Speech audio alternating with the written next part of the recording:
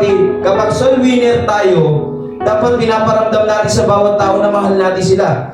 Tatandaan natin, pag soul winner tayo mga kapatid, unang-una natin maging thinking, maging kaisipan natin, unang-una, paano kumahalin sarili mo? Ikaw bilang tao, paano mo mahalin ang sarili mo? Sabi dyan, kung paano mo iniibigan yung sarili, ganun din dapat sa iyong kapwa.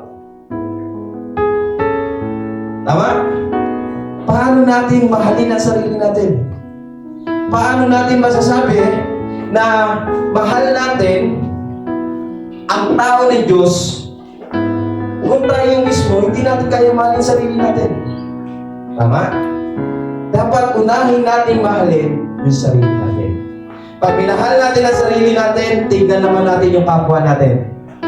Bakit? Hindi na madali sa iyong ibigay siya. Bakit? Alam mo kung paano mo mahalin. Amen? Kaya mga kapatid, kung iisipin natin, kung galing lang natin sa isip natin na ibigin mo ang iyong kapwa na gaya ng iyong sarili. Bakit niya sinabi yun? Kasi ang tao minsan makasarili. Tama?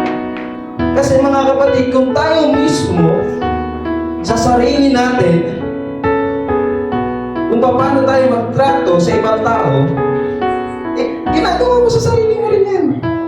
Bakit? Kung gusto natin makakuha tayo na makadala tayo sa papunta kay Jesus, ayusin natin sarili natin.